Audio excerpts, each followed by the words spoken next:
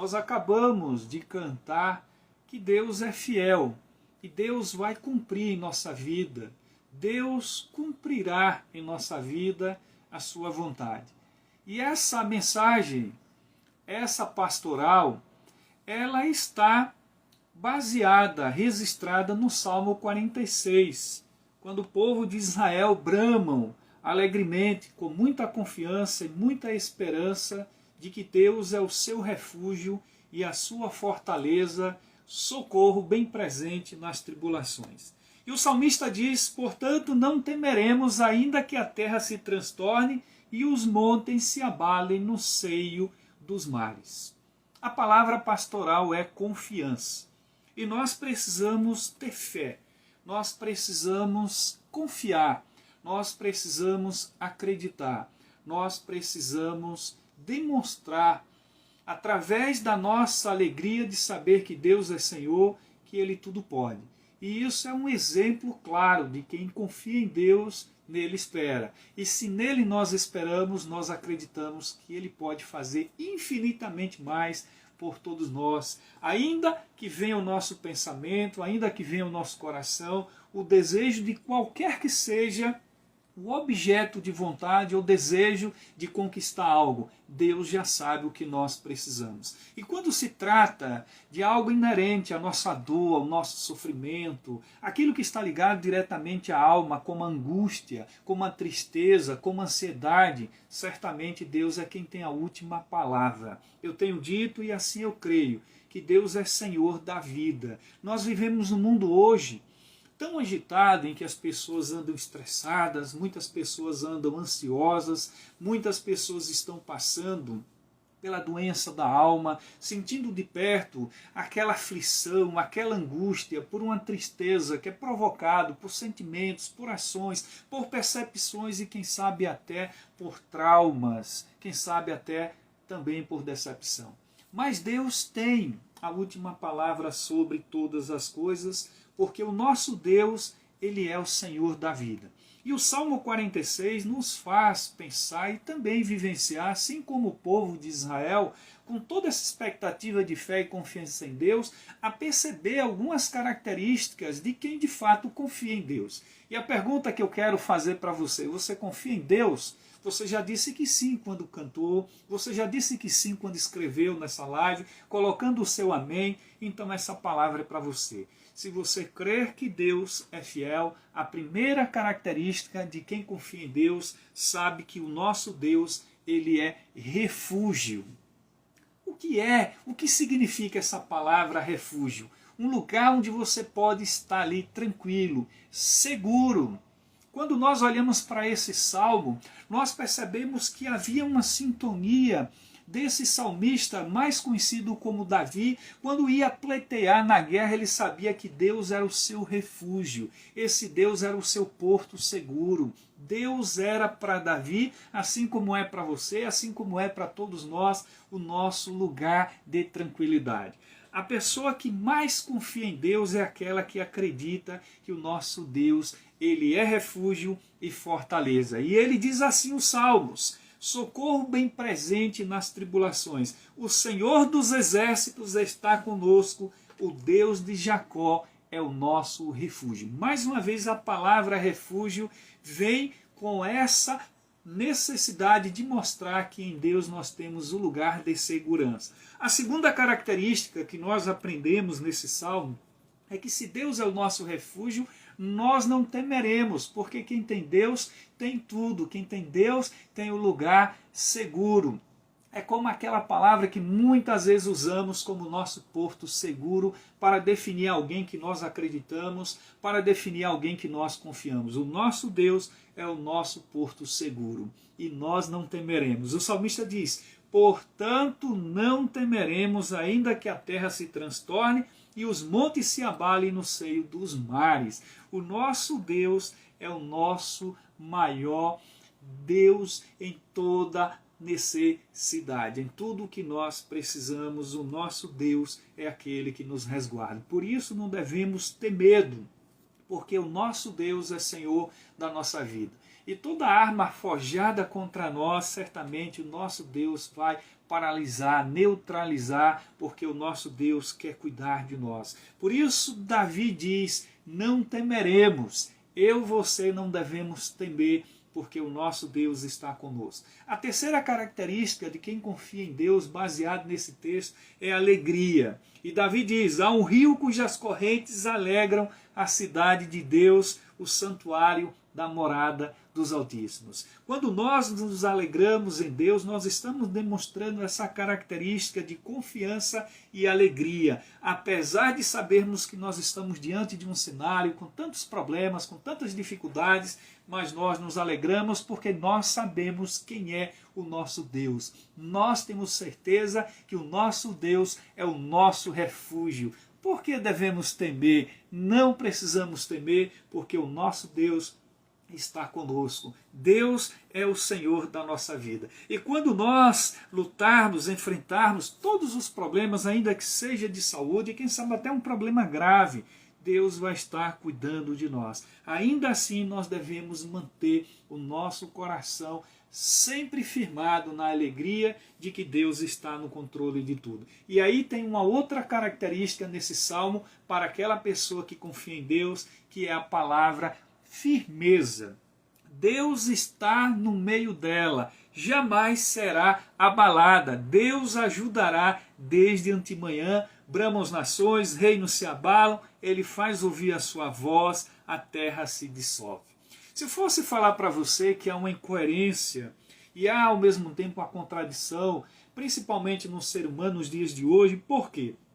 Porque apesar de todas as fragilidades, nós vivemos num mundo onde as pessoas estão obcecadas por aquilo que é relativamente momentâneo, assim como a alegria e principalmente a fé e a confiança de algumas pessoas só estão firmadas quando elas estão apoiadas ou recebendo algo. Mas o nosso Deus pede que tenhamos paciência. O salmista no Salmo 40 diz, olha, com paciência esperei pelo Senhor, porque isso gera em nossa prova a certeza que nós precisamos esperar, porque isso vai gerar confiança. E essa confiança vai nos dar a alegria de saber que nós estamos firmes no Senhor, firmes para sempre, assim como os montes de Sião, que não se abalam, estão firmes para sempre. Por isso que Davi diz, Deus está no meio dela, jamais será abalado. Ou seja, quem tem Deus vai estar sempre firmes, porque Deus é quem sustenta a nossa vida. Uma outra palavra que surge nesse salmo está relacionada à gratidão. Olha só o que Davi diz, vinde, contemplai as obras do Senhor, que assolações efetuou em toda a terra. O salmista demonstrava tanta confiança em Deus que ele estava convidando as pessoas para ver o que Deus estava fazendo.